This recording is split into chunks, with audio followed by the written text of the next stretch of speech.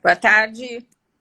Boa tarde, Luísa, tudo bem? Te chamei Tudo um pouquinho antes, já estamos ao vivo. ótimo. E essa Que cabeleira?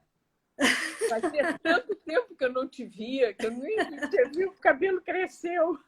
é verdade, mais de um ano, né? Luísa, te agradeço muito por estar participando conosco. Que bom que tu aceitou o nosso convite, fiquei bem contente sobre um assunto, né, que é novidade porque foi aberto ao público agora, né? Sim. Porém, é um assunto bastante antigo já, né? Pelo Mas, que nós vimos aí, fazem 9 anos já que estava em tramitação isso, né? Dentro da Câmara dos Deputados e tudo mais. Então, a primeira curiosidade é por que demorar tanto para analisar a política? O que tem por trás de tudo isso que a gente não está sabendo? olha, na minha opinião, está conseguindo ouvir bem? Sim, estamos ouvindo bem. Tá bom? Tá. Tá Assim, ó, ótimo. na minha opinião, o que acontece é que essa legislação ela faz uma mudança radical, porque nós vínhamos num sistema de comando-controle. O que é comando-controle? É a fiscalização e a penalização. Então, tudo é cumprido mediante exigências, ameaças e penalização. Já há muito tempo existe, eu trabalhei muito nisso, de querer fazer uma transposição para incentivos. Por quê? Porque com incentivo, tu consegue proteger muito melhor o meio ambiente, muito mais rápido do que através de penalização. Porque na penalização, sempre a pessoa vai procurar, de alguma forma, escapar, não fazer, enfim, né? Bom, e assim a gente começou a ver, por exemplo, as latinhas de cerveja, elas sumiram. Por quê? Porque hoje existe um valor econômico em cima da lata de cerveja, né? Os plásticos, eu já ponho separado lá na rua, porque eu já tenho meus fregueses que vão lá e recolhem o plástico. Só que essa questão do incentivo envolve muito pagamento, envolve dinheiro.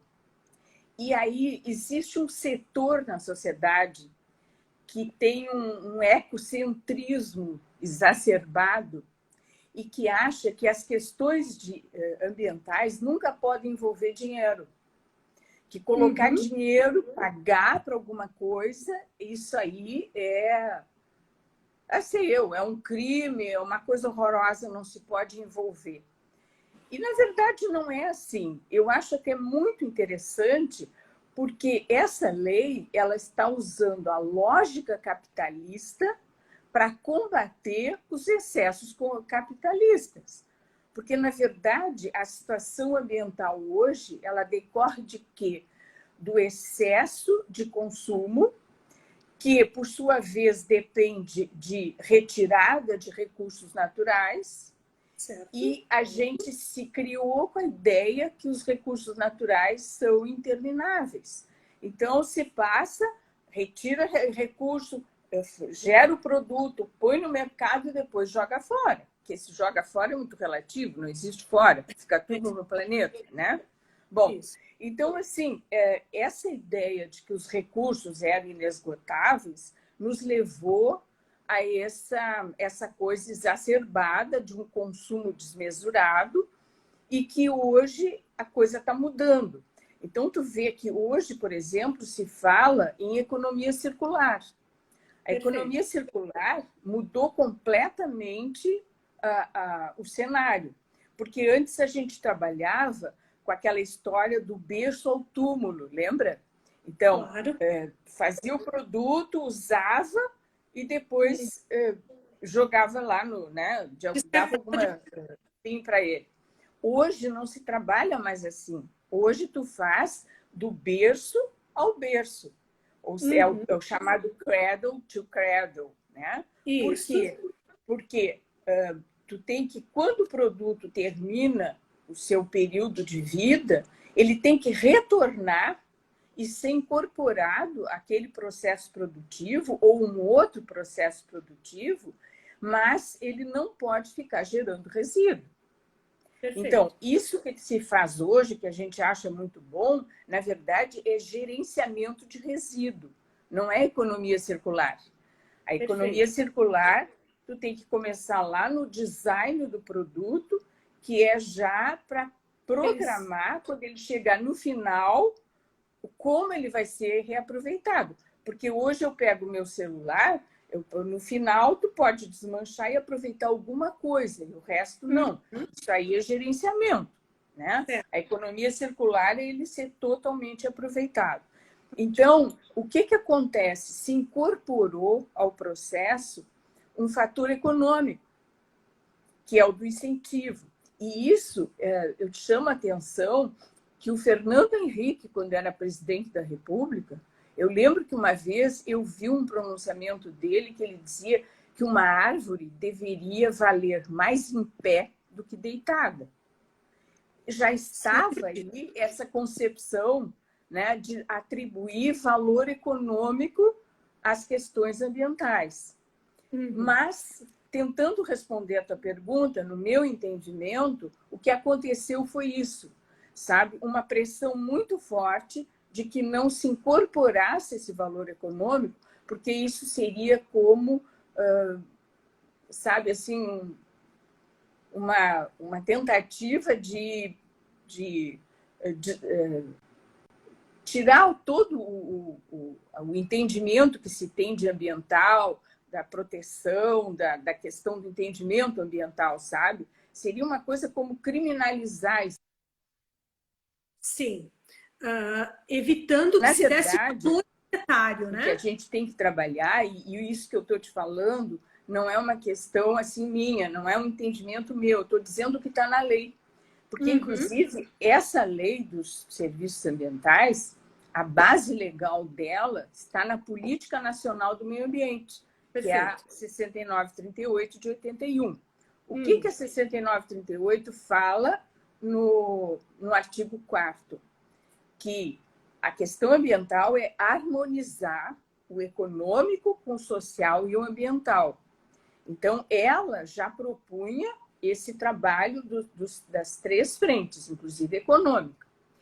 E acho que foi em 2006 que houve uma alteração dessa lei, e naquele artigo 9º que relaciona os instrumentos da política, que tem licenciamento, zoneamento, etc. e tal, foi incorporado instrumentos econômicos. Sim, então já era previsto o valor econômico para isso lá atrás. Aí já era a ideia. Então, assim, isso não é uma questão pessoal, tu entende? Isso está na lei. A lei está defendendo que nós temos que trabalhar com instrumentos econômicos. E isso é uma coisa assim fácil de entender e é um caminho muito bom que a economia está despertando hoje para inserir a questão econômica na área ambiental, porque nós vamos conseguir proteger muito melhor. Sabe que em 2009 eu fui a uma reunião em São Paulo onde estavam trabalhando a questão do Código Florestal, a mudança do Código Florestal. E aí estava sendo discutida a questão da reserva legal e das APPs nas propriedades, né? Que era difícil, que a maioria não protegia, não fazia, etc. e tal. Eu vi plantação de arroz que entrava lagoa dentro, porque o proprietário ele só não planta no telhado porque não pode, porque o negócio é ter uma produção grande, né? Certo. Então, com isso, a proteção era muito pouca ou quase não existia. E aí eu lembro que nessa reunião eu falei que achava que isso tinha que ter um incentivo econômico. Por um lado, pela própria questão do direito de propriedade, porque ele é garantido na Constituição, né? E na verdade, quando alguém tem que deixar uma área sem uso, é o direito de propriedade que está sendo atingido. Perfeito. Então, se nós respeitamos isso, e a própria Constituição reconhece, embora isso dependa da função social, etc., mas se a pessoa está abrindo mão daquela área a favor de toda a sociedade, ela tem que ter uma forma de compensação, né? Isso por um lado. E outro, porque, assim, se houver essa compensação, não existe essa necessidade de usar a propriedade como um todo. Então, ele passa a proteger. Bom, eu lancei isso lá na reunião, tinha políticos, tinha pessoal da CETESB, e eles não me deram nem resposta. Eu até hoje não sei se eles não entenderam ou se eles não gostaram que uma gaúcha mulher fosse lá dizer para eles aquilo que era evidente, né? Eu não tenho a resposta para te dar. Mas para tu ver assim como isso já vem há muito tempo se desdobrando. Sim. E a própria economia, a economia nunca deu bola para isso. Eu lembro que quando eu dava aula ainda na universidade, lá em Pelotas, eu falava para o pessoal da economia, vocês têm que se envolver. A parte ambiental tem um aspecto econômico, isso aí é uma coisa... Hoje, por exemplo, tu trabalha com contabilidade ambiental, a empresa tem que ter a contabilidade. Não é só o financeiro, não é só o que ela vai gastar, né? Ela tem que contemplar a questão ambiental. Mas assim, ó, parece que os economistas não conseguiam enxergar. Agora, hoje, a coisa se abriu e a economia está entrando nisso aí. Então, eu vejo essa lei como um marco importante na questão ambiental, na legislação ambiental, porque ela está fazendo essa transposição e dando um aspecto econômico para a questão ambiental. Sim, para quem está protegendo, né, Luísa? Exatamente. Quando diz assim, vale mais uma árvore em pé do que ela deitada, né? Na verdade, o pagamento, até onde se entendeu, é de que tem que, de alguma forma, como você colocou, restituir o valor para quem está preservando algo Exatamente. Que está dentro de sua propriedade está deixando de utilizar, né? Exatamente. É uma compensação, né? Não foram ainda definidos valores, pelo que nós vimos nessa legislação que foi agora aprovada, não se definiram valores ainda monetários. Não, nem vai se definir, porque o valor vai ser definido entre o prestador de serviço e o provedor do recurso. Isso vai ser um acerto entre partes, porque vai depender do objeto, né, daquilo que vai ser protegido, vai ser preservado, vai depender de quem vai pagar. Então, é quase um contrato entre pessoas físicas, né? Isso é um acerto contratual. Então, isso eu acredito que nunca vai ser definido em lei, né? Isso vai ser um acerto. Vai ser um acerto, entendi. Eu estou imaginando assim, supondo que um determinado agricultor, como você usou o caso do arroz, né? Vamos seguir esse exemplo, né? Ok, ele vai ter que deixar uma determinada área, né, de preservação, enfim, ele tem lá 100 hectares, desses 10 ou 20% ele não vai poder utilizar por questões de reserva legal, né? Ele não é sempre uma ação voluntária, até onde eu entendi, ou tem algum tipo de demanda de órgãos para isso? Não, assim, sempre uma adesão voluntária. São coisas diferentes. A proteção, ele é obrigado a ter. Toda propriedade aqui no Sul tem que ter 20% reservado como reserva legal. Tá? Além disso, existem as APPs, que são as áreas de preservação permanente, que são aquelas de ao longo dos rios, em costa de morro, etc. E tal. Bom, isso ele tem que fazer obrigatoriamente, sob pena de ser penalizado com multa, etc. e tal. Isso é uma coisa. A outra coisa é pagamento por serviços ambientais. Então, imagina assim, esse arrozeiro que nós estamos imaginando, a propriedade dele já está totalmente utilizada, ele não tem reserva legal, ele não tem espaço para fazer, porque está toda a área, ele já tirou, suprimiu a vegetação, etc. O que ele pode fazer? Ele tem um vizinho que tem 40% da área preservada. Então, tem os 20 mais 20 sobrando. Então, ele pode fazer um contrato com esse vizinho e aí ele vai ser o provedor do recurso e o vizinho vai ser... o vizinho vai ser o provedor do serviço e ele vai ser o pagador.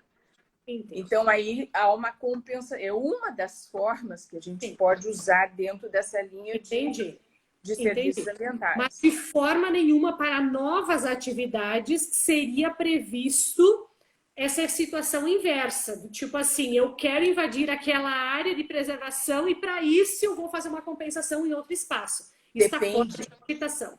Depende, assim, por exemplo, existem N formas de serviços ambientais e desse pagamento. Uma delas é a compensação que já está prevista lá na lei do SNUC desde 95, lá no artigo 36. O que acontece nessa lei? Por exemplo, a empresa quer fazer uma hidrelétrica e ela vai fazer uma inundação numa área. Essa área vai ser prejudicada, porque tem que retirar a população, que isso aí é indenização, etc, etc. Mas, além disso, toda a biodiversidade da área vai ser atingida. Então, tu pode retirar algumas espécies vegetais, tu pode retirar os animais, mas ela vai ser prejudicada. O que se exige, nesse caso, para licenciar uma hidrelétrica? É uma compensação ambiental. Perfeito. Então, essa empresa ela vai sustentar uma unidade de conservação dentro da mesma bacia hidrográfica para compensar aquela área que vai ser inundada, que vai ser prejudicada. Então, isso também é uma forma, e é uma forma que não ficou no passado, são os empreendimentos que vão sair daqui para frente. Agora, essa questão assim, de não ter reserva, isso aí é lei. Então, não é uma coisa assim que, não, então eu não vou ter porque eu vou pagar alguém para ter para mim. Não é bem assim. Até porque essas coisas são sempre autorizadas, acompanhadas pelo poder público. Né? Mas é uma forma de se resolver problemas que não se tinha como solucionar antes. Essa questão de compensação ela é muito interessante, né? Porque a gente vê de determinadas obras ou urbanização acontece muito, né? Se tem aí a necessidade de fazer o corte daquela vegetação, enfim, e isso está gerando muitos negócios porque precisam, tem gente que tem área, pode usar de compensação e realmente está ocorrendo essas trocas, né? Bem vistas, inclusive, pelos próprios órgãos, o que o meio ambiente agradece também, né? Claro. Porque está acontecendo de uma forma ordenada, né? Organizada. Sim, nós temos que usar os recursos naturais de uma forma racional, né? Exato. A gente não tem feito isso, né? Sim, é bem verdade. O que falta ser regulamentado ainda, Luísa? Quais são os próximos passos? A gente tem um entendimento, assim, o que ela prevê, na verdade, é essa negociação, né? Ela dá umas bases, né? Mas o que precisa ser feito ainda? Olha, para mim, precisa ser feito o principal. É quem é que vai pagar essa conta. Porque a lei é muito bonita, né? Mas até a parte onde ela previa os recursos financeiros, foi toda ela vetada. Então, benefícios fiscais, foi tudo vetado. Porque foi considerado como inconstitucional, não sei o quê, porque tem outras leis que regulamentam essas áreas. Então, o poder público ele não pode dispor de recursos que não sejam previstos legalmente, etc. Né? Então, tem aquela questão de, por exemplo, o prefeito que resolve não cobrar um tributo para, né, até em benefício do meio ambiente, coisa assim, ele pode incorrer em improbidade administrativa. Tá?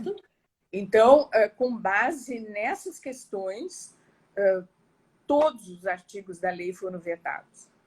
Então, assim, a lei ficou capenga, porque ela tem as definições, ela tem orientação, ela tem tudo, mas não se sabe de onde vai sair o dinheiro.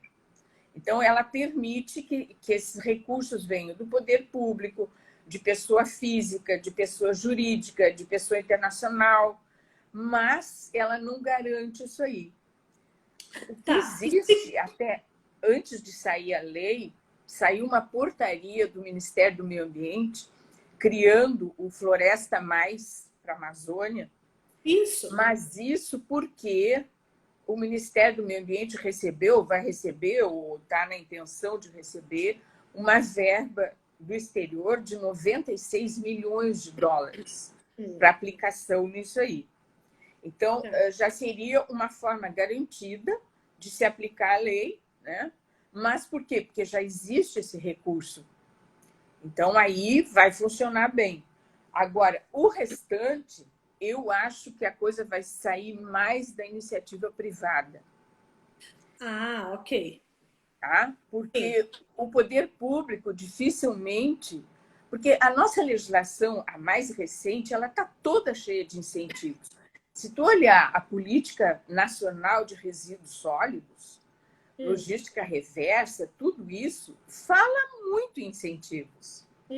Só que isso é importante, porque tem que ter a lei que preveja, a lei que permita, mas nós não temos a operacionalização disso. Nós não temos a fonte desses recursos, né? E aí inviabiliza. Então, muita coisa da política de resíduos não pode ser efetivada porque não se sabe como fazer, o poder público está de mãos amarradas para fazer isso aí. Então, essa lei, eu acho que a tendência vai ser trabalhar mais pelo lado da iniciativa privada. Sim, que é aquele exemplo que você deu, né? De maneira do pagador e do provedor. Do provedor, né? Vai ser uma negociação assim, porque o governo teria um papel muito importante de promover muito mais preservação, de uma forma geral, em termos de país, né? Se tivesse... E até me permite que eu vou te corrigir uma coisa. Quando a gente está falando nos serviços ambientais, nós não estamos falando em preservação, nós estamos falando em conservação. Perfeito. Muito importante essa diferença. Sim. Porque o preservar é tu deixar lá, né? A gente faz isso.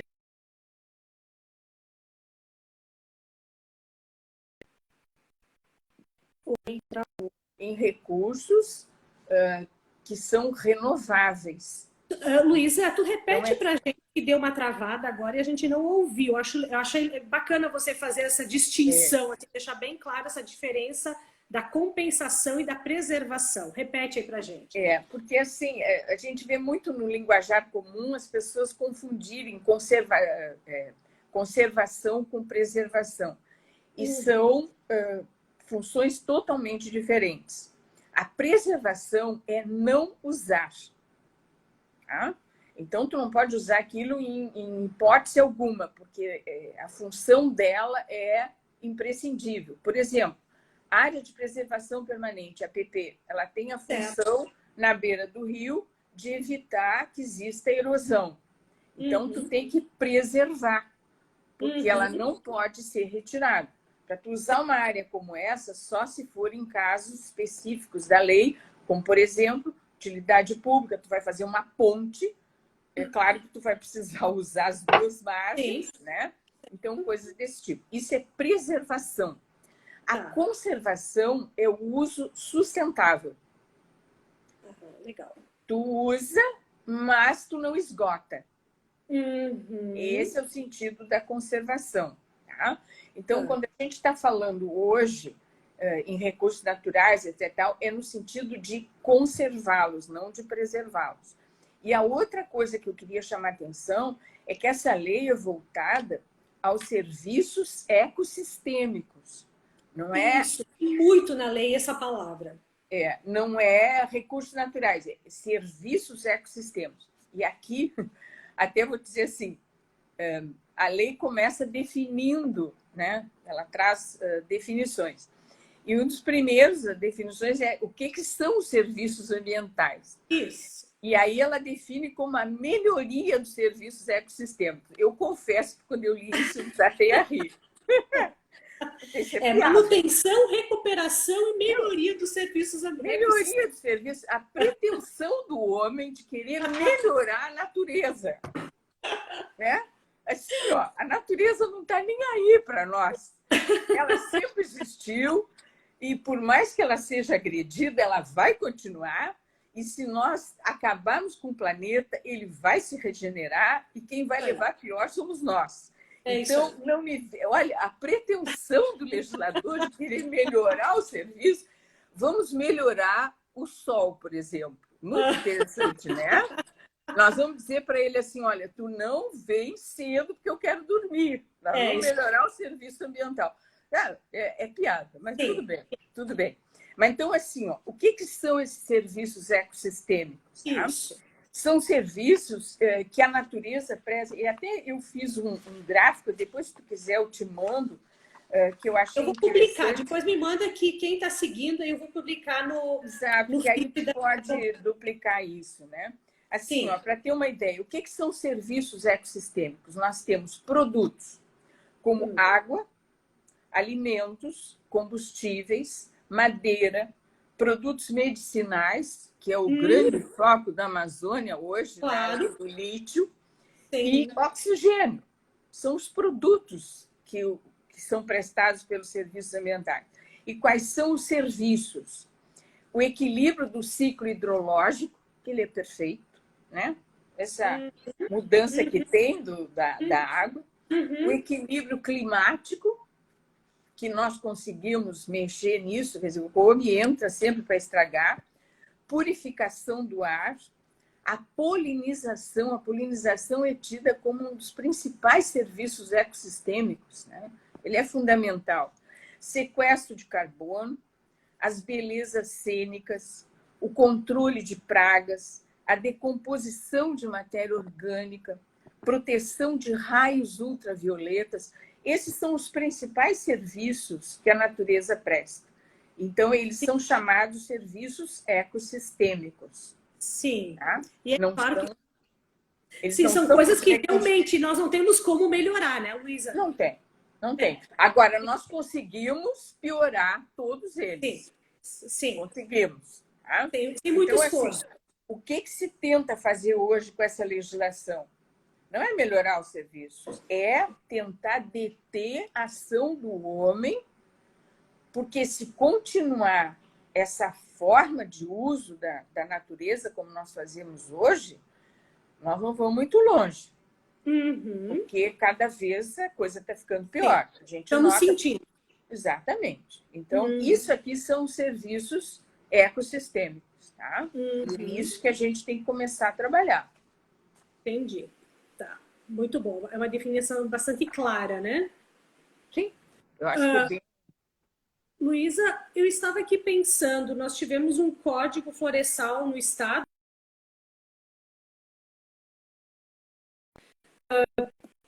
retalhado, né, por várias dessas legislações, né, que trataram aí a floresta, né, como uma invasora, enfim, todos aqueles termos que nós ouvimos e fez com que o polo, né, não se desenvolvesse aqui no estado. De alguma forma, isso pode vir a contribuir para que se volte a pensar nisso novamente? Pensar em quê? Na ampliação de florestas plantadas no estado? Ah, sim. Eu não sei. Esse negócio de floresta plantada, eu acho que é meio relativo. Eu acho que antes de pensar nisso, nós temos que desenvolver um instrumento muito importante da política nacional, que é o zoneamento ecológico econômico. Que não foi feito ainda. Para mim, ele é fundamental, porque hoje tu nem sabe exatamente, eu imagino o órgão ambiental, quando ele tem que fazer um licenciamento, como é que ele vai licenciar uma atividade sem conhecer a vocação, a situação daquele local. E eu já enfrentei várias situações em que foram licenciadas atividades próximas que eram incompatíveis. Porque não existe, por falta desse zoneamento ecológico econômico. Bom, se começou a trabalhar nisso no Estado, eu não tenho participado, mas assim, eu já ouvi comentários de que ele está sendo mais ecológico do que econômico. E se for assim, ele, ao invés de ser um instrumento como a lei determinou, ele vai ser mais um empecilho para o Estado. Um empecilho, sem dúvida. Porque aí tudo vai ser proibido, nada se pode, porque aí nós vamos cair naquela linha ecocêntrica que eu estava te falando, que, no meu entender, impediu essa lei, que está desde 2007 aí, né? Foram 13 anos de tramitação para conseguir aprovar, porque é aquele sentimento de que o bem ambiental é o centro, e a única, e não é assim, né? Nós temos que fazer isso de forma harmônica. Então, eu acho que essa questão de florestas plantadas, antes de pensar nelas, nós temos que pensar nesse zoneamento, para saber como fazer isso. É possível? É, mas sem um zoneamento ecológico e econômico, eu acho perigoso. Sim, entendi. Na verdade, meio que a oportunidade já passou, né? Há muito. Há meio muito. Que Desde 81. Faz só 20 anos. Nós estamos com 20 anos de atraso só. Sim, entendi. A partir da publicação, né, ela precisa ser ainda ter algum tipo de regulamentação, ou isso já pode tramitar, pelo menos no setor privado, já que no público a gente sabe que isso vai demorar muito tempo ainda até serem discutidas todas essas questões que você colocou de valores, incentivos, etc. Né? Mas, assim, a maioria do pessoal que está aqui assistindo, eu vou te dizer que são profissionais da área, tá? Tem muitas assessorias, muitas pessoas que trabalham nessa área, né? E certamente todo mundo já está pensando assim, pô, mas naquele cliente eu poderia talvez propor alguma coisa, porque a gente já vive isso no dia a dia, né? Como é que isso pode ser feito, Luísa? Qual é o caminho dessa situação dar seguimento? Olha, nada impede, e até nem precisaria legislação, ao meu ver, para que entre particulares isso já pudesse começar a ser implementado. Mas eu imagino o seguinte, essas coisas precisam ser, esses contratos, essas atividades, elas vão precisar ser reconhecidas pelo poder público. Uhum. E aí eu acho que a lei não é o suficiente, ela vai precisar de uma regulamentação. Sim. Via decreto, os estados também, dentro das suas competências, vão ter que regulamentar isso, porque senão, por exemplo, não adianta, no caso que a gente falou de uma reserva legal, né, que um proprietário compense do outro, mas se isso não for reconhecido pelo poder público, ele vai estar sujeito a uma auto de infração, né? Então, eu acho assim, a lei ela vai ser a diretriz, mas nós vamos precisar de uma regulamentação para colocar isso em prática. Certamente, isso vai ter que ser feito via alguma diretriz, alguma portaria técnica do órgão ambiental estadual, para que dê os passos do como fazer isso. Sem dúvida. Entendi. E acho importante, assim, até pensar em criação de fundos, sabe? No caso do poder público, de ter fundo específico, né, para aplicação em serviços ambientais, porque não dá para puxar um recurso daqui e outro dali. Assim como a gente tem o fundo de meio ambiente nos municípios, nos estados e tem o nacional, eu acho que vai ser importante criar um fundo especial para serviços ambientais, para pagamento de serviços ambientais, né? Para que essas coisas sejam todas tornadas públicas e reconhecidas. E isso depende de regulamentação. Certamente o que você falou no início, né, para quem chegou agora, sobre ser um marco, né, na forma como nós tratamos as questões ambientais do país, certamente essa talvez seja a questão realmente mais importante, né? Premiar quem faz o certo, né? Exatamente. Porque não é só na área ambiental, né? Em todas as áreas, né? Nós temos isso como legislação, como premissa no país, né? A punição. Né? Normalmente se penaliza quem está mal, mas não se reconhece quem está bem. Isso, exatamente. E não é por aí.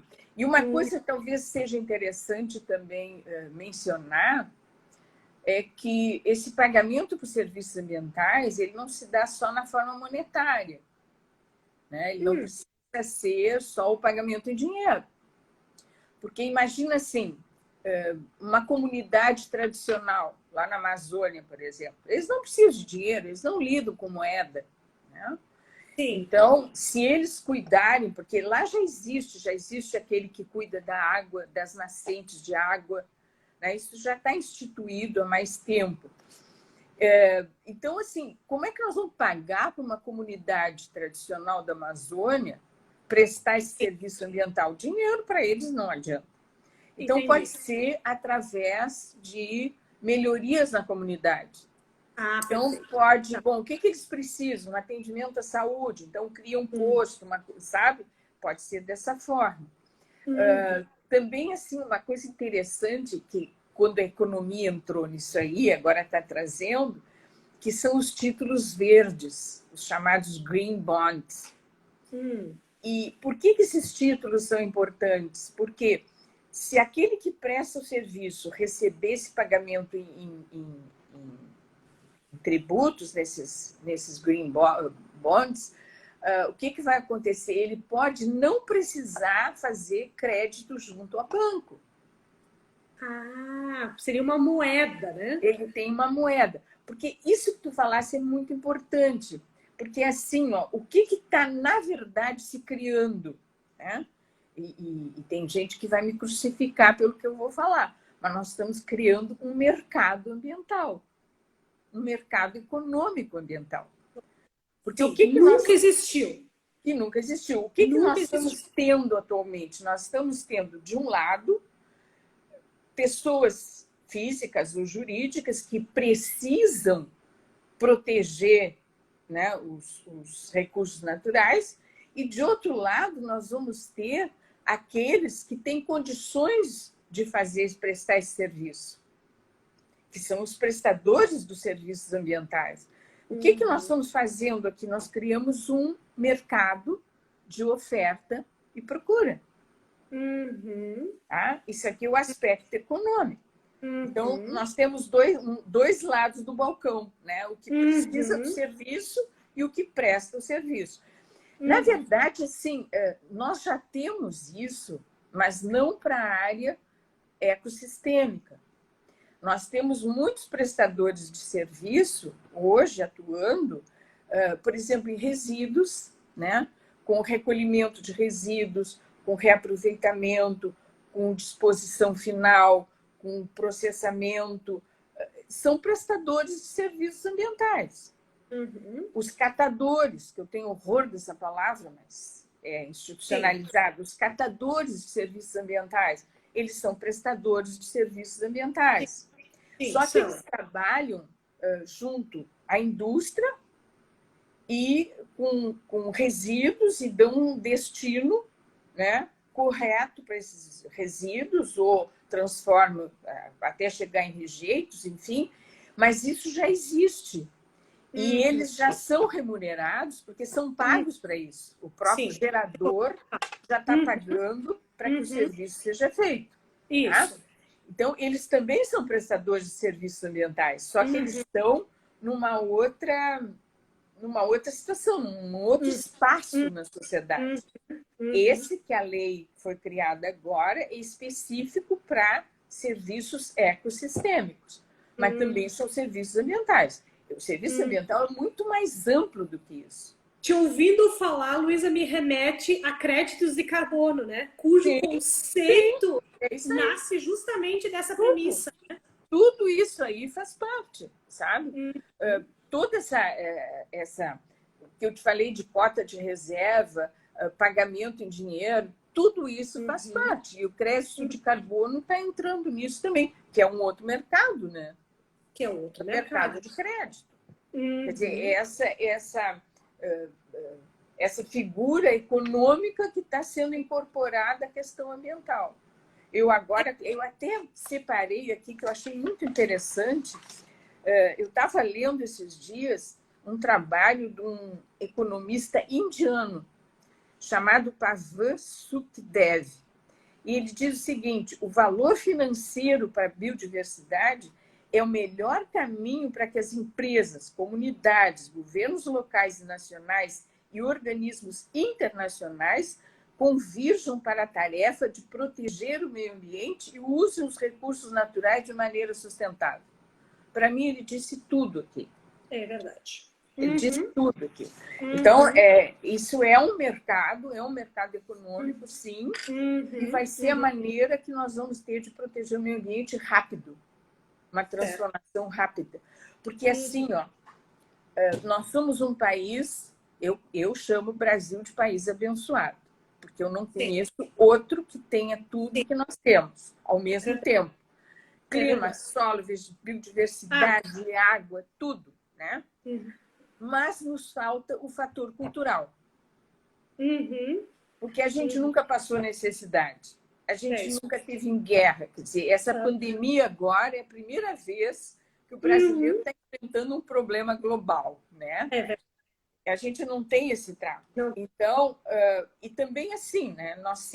A nossa política brasileira sempre foi no sentido de não permitir, eu não falo em educação no sentido de escola, mas educação no sentido de conscientização, né? De que o brasileiro desenvolvesse isso. Então, o nosso nível cultural é muito baixo. A gente não tem essa visão das coisas, a gente não protege as coisas, porque não se enxerga a importância disso aí. Né? Sim. E até assim... E nós somos muito novinhos, né, Luísa? A gente não é tão novinho, nós somos muito mal direcionados. Então, nos falta esse fator cultural que não existe e que continua não sendo alimentado, porque, eu vou dizer, eu já não consigo mais ver televisão, porque me incomoda ver aquele bando de políticos discutindo cargos, discutindo nova eleição, fazendo briga de beleza, de poder, de não sei o quê. E o meio ambiente aqui, que, na verdade, isso é o que vai sustentar a vida no planeta, está sendo colocado nem sei em que plano, em nenhum. Não faz parte da pauta. Não faz parte, isso não interessa. Né? Imagina se o Congresso Nacional vai se importar com a questão dos serviços ecossistêmicos. De jeito nenhum. O planeta vai acabar, mas isso não tem importância. Né? Então, assim, esse fator cultural é uma coisa muito séria, muito grave. Então, eu vejo assim, que esse aspecto econômico me entusiasma como uma saída para poder ajudar, para poder proteger um pouco esses serviços que nós precisamos, são fundamentais, né? Para combater essa falta de cultura. Porque o brasileiro nunca vai fazer isso por consciência, né? Ele vai fazer para não perder dinheiro ou para ganhar dinheiro. Ou ganhar mais, exatamente. Luísa, enquanto tu falava, eu me lembrava de uma questão assim, bem pontual, né? Mas veja só, quando a gente fala em áreas de compensação, né? Nós falamos sempre de fazer na mesma bacia hidrográfica, coisas tem esse sentido, né? Quando a gente está falando em pagamento por serviços, né? De novo, naquele exemplo do privado que nós estamos falando ainda, né? Quer dizer, a indústria ou o empreendedor, seja de que natureza for, vai fazer um empreendimento em determinada região. Necessariamente ele precisa fazer, não é uma compensação, mas digamos assim, encontrar esse provedor, né, de serviços ambientais naquela mesma região. Já tem definido alguma coisa nesse sentido? Não, por isso que nós precisamos de regulamentação, tu viu assim? Tá, entendi. Tá? Então, assim, ó, o que é? Não é que seja proibido, por exemplo, tu fazer uma compensação fora da bacia, mas a prioridade é a bacia, porque vai manter as mesmas características. Tu fazer uma compensação de uma propriedade no Rio Grande do Sul, lá na Amazônia... Isso. Né? Então, assim, a prioridade é essa. Agora, se não há condições, bom, então vamos estudar. Agora, assim, na área ambiental, cada caso é um caso. É um caso. Não tem como fazer repeteco, sabe? Copiar, colar não funciona. Não funciona, né? Então, assim, cada caso vai ter que ser estudado, né? Para verificar como é que isso pode ser feito. Perfeito. Tá entendido. Ok. Nós temos aí umas 20 pessoas acompanhando a live, Luísa. Eu deixo aberta, assim, caso alguém queira fazer algum questionamento, por favor, escreva aí no chat que a gente vai passando, eu vou passando para a Luísa para a gente assim, enriquecer um pouquinho. Vou aproveitar dela, né, para extrair o que for possível agora. É o momento assim, de poder fazer essa troca, né? Te agradeço bastante, Luísa, assim, por ter se disponibilizado a conversar com a gente. É importante, assim, é um objetivo que nós temos, né? Fazer conversas nesse sentido, para elucidar um pouco Claro. essas questões, para aterrar, né? Às vezes a gente fala das coisas, elas estão muito, né, na outra esfera, né? Nós temos que aterrar isso, trazer para o nosso dia a dia. E eu acho importante também, porque a gente vai trocando ideias e enriquecendo, porque senão a gente fica só com uma visão, né? Isso. Eu gosto sempre de ouvir outras coisas, outros posicionamentos, outros entendimentos, porque senão a gente fica muito restrito a uma linha de entendimento própria, né? Então, eu acho isso muito rico, essa troca. E até gosto quando as pessoas questionam, perguntam, ou colocam outras ideias, porque é uma forma da gente aprender também, né? Do que vai acontecer, exatamente. Claro. Eu tive muitas pessoas que me colocaram que, em função do horário, né, não conseguiriam assistir ao vivo, mas ela vai ficar gravada. Ela tá, está pessoal? gravada, né? E aí, então, as pessoas podem assisti-la depois, não tem nenhum problema. Perfeito. Luísa, mais alguma complementação sobre esse assunto? Enfim, sobre alguma outra coisa que tu queira nos colocar para a gente conversar um pouquinho? Ainda temos uns minutos. Tá. Deixa eu ver. Eu fiz umas anotações aqui. Não sei se eu teria mais alguma coisa assim de colocação importante. Eu só quero falar o seguinte, que essa lei coloca como prioridade não para acertos entre particulares, né? Mas do poder público, os beneficiários dos serviços ambientais seriam as comunidades tradicionais, os povos indígenas, os agricultores familiares e os empreendedores familiares rurais. Então, assim, não é fechado, mas é prioridade. Então, os prestadores de serviços, né, que receberiam o pagamento por ordem prioritária seriam esses aí. Então, isso é importante a gente saber. Outra coisa que eu vi que a gente sempre que fala de áreas, né? Todas elas, claro, precisam estar legalizadas, né? Com o CAR atualizado, né? O Cadastro Ambiental Rural, né? Isso. Sem isso, enfim, não é possível nem... Sim. Isso aí hoje é a base de tudo, ter o Cadastro Ambiental Rural. Exatamente. Isso aí é o fundamental. E se tiver o TAC também, eu vi que aí já impede, né, de fazer qualquer acerto também, né? Ou seja, tem que estar com o negócio livre, né? Liberado.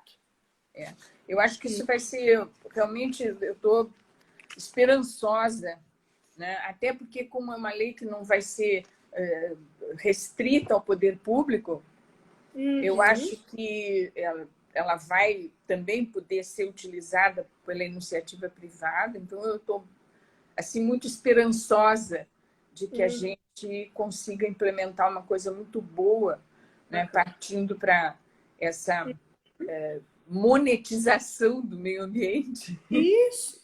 Né? Mercado verde surgindo, né?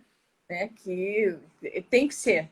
Eu não vejo outra forma disso acontecer. Enfim, tudo é movido por isso. No fundo, né? O econômico é quem faz toda a engrenagem funcionar, né? Não, e então, nada coerente. Nós vivemos num sistema capitalista. É isso. Como é que a gente vai querer fugir disso? Então, essa lógica de atacar os excessos capitalistas com o próprio capitalismo, eu acho que é a coisa mais lógica que pode existir. Né? Porque no momento que tu resolver renunciar ao capitalismo, tu tem que sair do planeta. Então, não tem como. Não tem como. Eu acho que vai ser muito interessante isso. Tem uma pergunta aqui da Bárbara que diz assim, olha, Luísa, e o CNPJ, ele vai ser contemplado ou deverá ter um decreto ou algo do tipo para que o CNPJ seja contemplado? Você está falando do pagador, provavelmente? Sim, eu imagino que ela esteja se referindo ao pagador, né? Isso, não, empreendedor.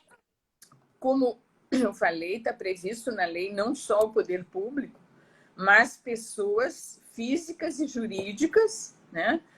Não só nacionais como internacionais. Então, isso já está, a cobertura já está pela lei. Então, já está permitido que pessoa jurídica possa ser provedora pagadora do serviço ambiental. Isso já está na lei. Está aberto, né? Perfeito. Já está aberto. Ok.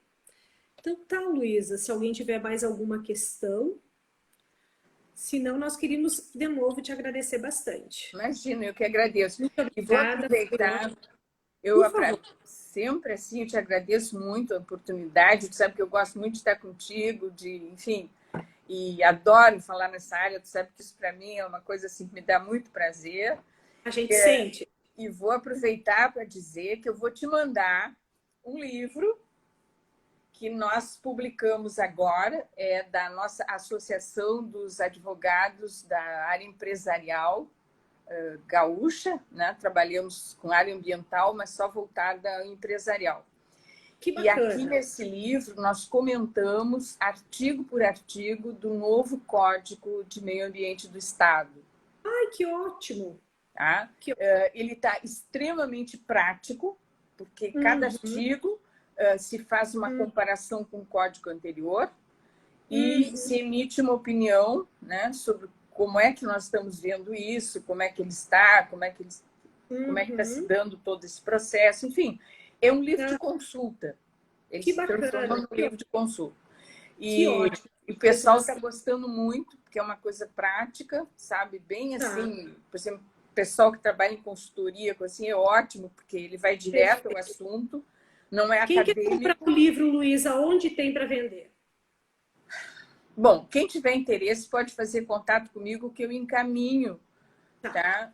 Para a nossa associação e a gente pede. Agora mesmo eu fiz um novo pedido para a editora, porque os que eu pedi eu já distribuí todos.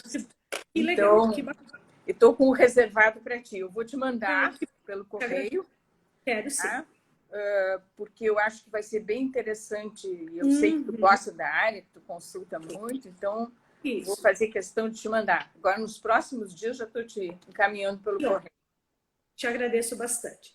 Agradeço também a participação de todas as pessoas que estiveram conosco, então, e deixo aí os contatos da Global, caso precisem de mais alguma informação, a gente pode fazer esse meio de campo, né, com a Luísa, quem não tiver o contato dela direto, senão é só segui-la no Instagram também, né, para que a gente vá, enfim, trocando ideias, como você diz, ampliando os horizontes, Isso, né? perfeito. Fazer de uma forma um pouquinho diferente do que nós temos hoje. Então tá, Luísa, um grande abraço, obrigada, e a gente se vê daqui a pouco com outro assunto, então. Certamente. Tá. Obrigada, Fábio. Beijo. Bom trabalho. Para você também.